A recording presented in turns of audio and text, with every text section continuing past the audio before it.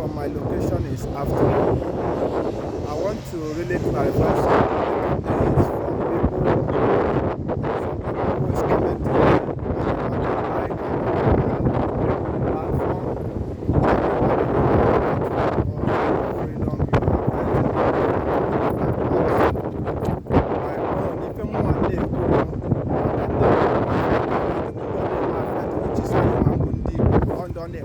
nobody else on the market. So I'm talking for our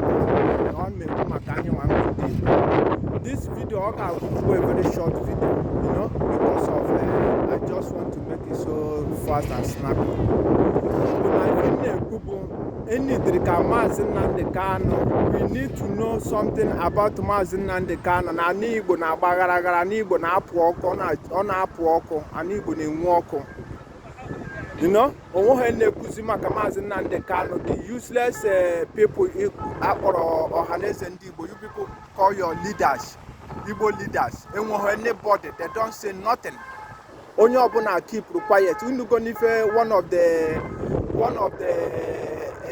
the lawyers of our leader, Mazi Nnamdi Kanu, what the man said, he said that everybody keep quiet.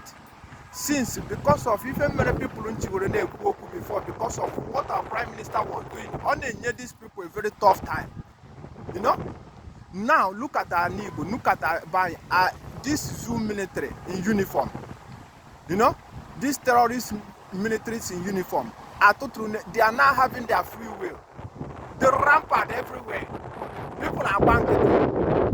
But okay, our prime minister not here, Mazi Nnamdi not here. Everybody was shouting, release him, release Mazi Nnamdi Kanu, the situation. But now, how succeed on this? I think that they are succeeding. No, but even now, our people, everybody should rise up. Now, let's begin to ask, where is our prime minister, Mazi Ekpa? If we are going to raise a big protest, now you raise a protest here in Europe, we go to Finland. You know, and you take pressure, pressure on our own. We need to put pressure on them as well. You know, we need to put pressure on the government of Finland. We need to put pressure. You know, no on our bank, don't you open the alien rights, you know about Christmas, New Year, hey, but don't you open our bank there. Happens if I name, and I'll be up my own question. I'll be having one name. Let us stand there. I'm not protest raised in Finland. Let's organize protests and go there. Upon Ghana say cool down. Yes, everything is in order. The Prime Minister is still under investigation. It's still they are still this now that he can communicate with his family. No, all these things happen if I not be Europe. You can't put somebody inside cupboard they watch you there. I am not Nigeria. I am not a zoo country, third place. You know, Ekpa they want the right, they want the rules of law. You know, we stand up as people. Look at even all these people, Palestinians. Look at what they are doing. Our people are banqueting. Let's get up and begin to ask questions. Bikono, no be akwifem neku.